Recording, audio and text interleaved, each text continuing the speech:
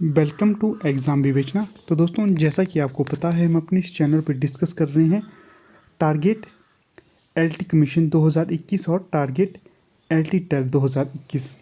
तो इस वीडियो से पहले हमने इसके बहुत से पार्ट्स को डिस्कस कर लिया है। अगर अभी तक आपने उन्हें नहीं देखा है तो आप उन्हें भी देख सकते हो, उनका लिंक आपको डिस्क्रिप्शन बॉक्स में मिल जाएगा।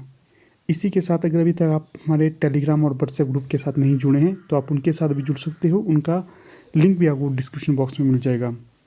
हाँ दोस्तों, वीडियो को लाइक, शेयर और चैनल को सब्सक्राइब करना बिल्कुल ना भूलना। तो चलिए आज की वीडियो को शुरू करते हैं। तो आज की वीडियो का जो पहला प्रश्न है ये है, कवि की कौन सी बातें सामान्य जनता को अपनी ओर अधिक आकृष्ट करती हैं? तो ये होगी विरोधामूलक चमत्कारपूर्ण उक्तियाँ। अगला क्वेश्चन है यहाँ पर, माया, जीव, ब्रह्म, तत्वमसी, आठ मैथुन या अष्टमैथुन, त्रिकुटी, छह रिपु आदि शब्दों का परिचय कबीर को कैसे हुआ था?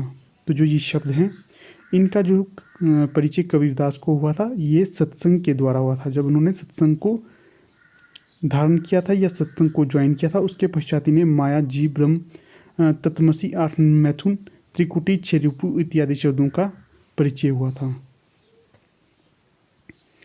कई बार कबीर का जन्म पूछा जाता है कि कबीर का जन्म कब हुआ था? तो ये हुआ था 1398 ईस्वी को।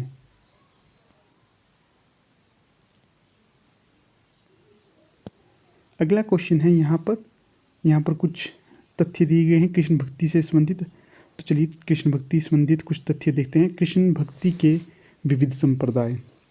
तो यहाँ पर जो पहला संप्रदाय है यह है वल्लभ संप्रदाय। इसके प्रवर्तक थे वल्लभाचार्य। इनका समय माना जाता है 1478। उसके पश्चात है निम्बार्क संप्रदाय। इसके प्रवर्तक थे निम्बार्काचार्य। इनका समय है 1114। इसके पश्चात है राधा वल्लभ संप्रदाय। इसके प्रवर्तक थे हितहरिवंश। उसके पश्चात है हरिदासी संप्रदाय। इसके प्रवर्तक थे इसे सखी संप्रदाय भी कहा जाता है और इसके प्रवर्तक स्वामी हरिदास थे। उसके पश्चात है गौड़ी संप्रदाय। इसके प्रवर्तक थे चैतन्य महाप्रभु। तो यहाँ पर जो वल्लभ संप्रदाय के कुछ तथ्य हैं, जो वल्लभ संप्रदाय के अनुयायी थे, ये कृष्ण भगवान को कृष्ण पूर्णानंद परब्रह्म पुरुषोत्तम के रूप में पूजन करते थे। आगे जो निम्बार्क संप्रदाय थे, ये राधा कृष्ण की युगल मूर्ति की पूजा करते थे या उपासना करते थे। आगे है राधा वल्लभ संप्रदाय। ये राधा को ही प्रमुख मानते थे।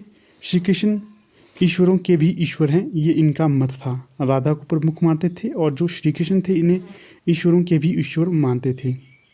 उसी प्रकार आगे हरिदासी संप्रदाय थे। ये निकुंज विहारी श्री कृष्ण की अर्चना या पूजा करते थे। इन तथ्यों को आपको याद रखना है, या जो यहाँ पर तथ्य दिए है स्क्रीनशॉट करके रखिए। ये प्रश्न आगे बन सकते हैं, मोस्ट इम्पॉर्टेंट है। आगे है सूफी साधकों की 4 अवस्थाएं हैं। तो जो सूफी साधना थी उसकी 4 अवस्थाएं मानी जाती हैं। ये कौन कौन सी हैं? सबसे पहले तो आपको याद रखना कि सूफी साधना की कितनी अवस्थाएं हैं। तो ये है 4। कौन कौन सी हैं? पहली है शरीयत, दूसरी है तरीकत, तीसरी है हकीकत और चौथी है मार्फत। यहाँ पर आपको इसको याद करने की ट्रिक बता देता हूँ। ये है शतहम। शत से होगा, श से होगा शरीयत, त से होगा तरीकत, ह से होगा हकीकत और म से होगा मार्फत।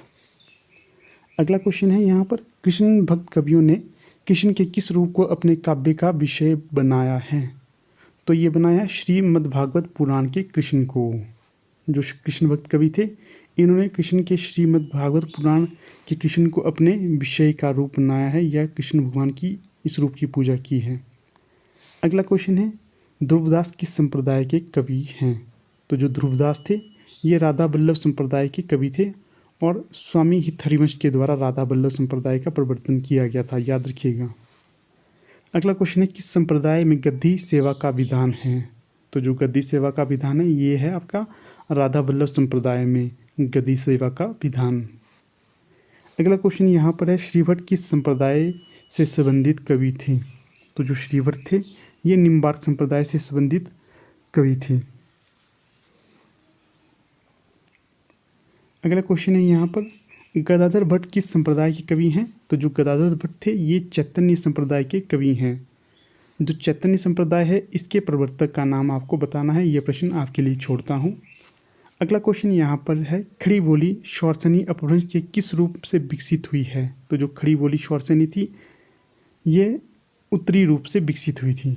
खड़ी बोली शौरसेनी अपभ्रंश के उत्तरी रूप से विकसित हुई थी। ये तथ्य भी आपको याद रखना है। यही नहीं याद रखना कि जो खड़ी बोली है कि शौरसेनी से विकसित हुई थी, शौरसेनी अपभ्रंश से। इसके पश्चात आपको ये भी याद रखना है कि जो खड़ी बोली थी ये शौरसेनी अपभ्रंश के उत्तरी रूप से विकसित हुई थी। आगे है मनुष्यों की मुक्ति की तरह कविता की भी मुक्ति होती है। मनुष्यों की मुक्ति की तरह कविता की भी मुक्ति है, निराला ने अपने किस काव्य संग्रह की भूमिका में कहा था। सबसे पहले तो आपको ये याद रखना है कि जो ये पंक्ति है, मनुष्यों की मुक्ति की तरह कविता की भी मुक्ति होती है, किसकी पंक्ति है, तो ये है निराला जी की पंक्ति। और उसके पश्चात ये पूछा गया है कि ये निराला जी ने अपने किस कविता संग्रह में कहा था, तो ये कहा था परिमल में, परिमल 1930, याद रखिएगा। आगे कुछ तथ्य दिए गए हैं। जूही की कली, बादल राग और सांध्य सुंदरी आदि कविताएं किस काव्य संग्रह में है, तो ये है परिमल नामक काव्य संग्रह में। इसमें मुक्त छंद की बात की गई है। आपसे प्रश्न पूछा जा सकता है कि जो निराला थे इन्होंने किस काव्य संग्रह में मुक्त छंद की बात की है, तो ये की है इन्होंने परिमल नामक काव्य संग्रह में। आपसे परिमल नामक काव्य संग्रह का प्रकाशन वर्ष भी पूछा जा सकता है कि जो परिमल का प्रकाशन वर्ष कब है, तो यह है 1930। जो सीधा सा प्रश्न एक ये भी बन सकता है कि जो परिमल नामक काव्य संग्रह है ये किसकी रचना है, तो यह है निराला जी की रचना। उसके पश्चात जो आगे आपसे प्रश्न बन सकते हैं, यह जूही की कली किसकी कविता है, तो यह है निराला जी की कविता। दूसरा है बादल राग किसकी कविता है, तो यह भी निराला की कविता है। और तीसरा है सांध्य सुंदरी किसकी कविता है, तो यह भी निराला की कविता है। कई बार यह प्रश्न बनता है कि हिंदी साहित्य में मुक्त छंद की बात किसने की थी, तो ये मुक्त छंद की बात की थी आपके निराला जी ने। अगला क्वेश्चन है यहाँ पर, निराला के द्वारा अपनी पहली कविता जो है जन्मभूमि वंदना किस बांग्ला कवि की तर्ज पर लिखी गई थी, तो ये लिखी गई थी द्विजेंद्र लाल राय।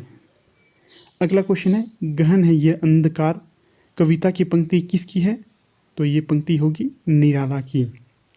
अगला क्वेश्चन है, द वेस्टलैंड नामक कृति किसकी है।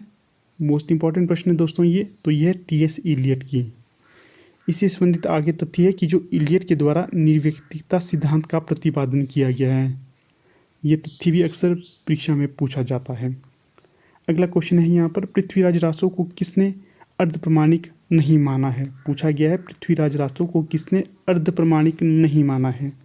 विकल्प में है हजारी प्रसाद द्विवेदी, दशरथ वर्मा, मुनि जिनविजय या मिश्र बंधु। यहाँ पर सही विकल्प होगा जो पृथ्वीराज रासो को अर्ध प्रमाणिक मिश्र बंधुओं ने नहीं माना है। आगे तथ्य है मिश्र बंधुओं को छोड़ बाकी सभी ने अर्ध प्रमाणिक माना है। अर्ध प्रमाणिक किस किस ने माना है, हजारी प्रसाद द्विवेदी, जो मिश्र बंधु थे ये इसे प्रमाणिक मानते थे।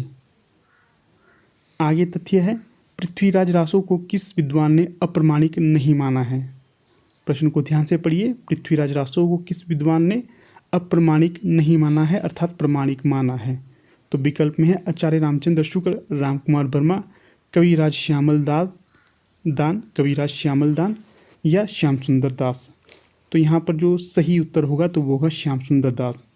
तो श्याम सुंदर दास थे ये पृथ्वीराज रासो को प्रमाणिक मानते थे। बाकी जो आचार्य रामचंद्र शुक्ल, रामकुमार वर्मा और कविराज श्यामल दान ये पृथ्वीराज रासो को अप्रमाणिक मानते थे। विकल्प में तो आगे कुछ तथ्य दिए गए हैं, तथ्य को देख लेते हैं। श्याम सुंदर दास, मोहनलाल विष्णुलाल पंड्या और कंटौड भी इसे पृथ्वीराज रासो को प्रमाणिक मानते थे। तो ठीक है दोस्तों, यहाँ पर जो हमारी वीडियो का समापन हो जाता है। आप लोग वीडियो के अंत तक बने रहे, इसका बहुत बहुत धन्यवाद।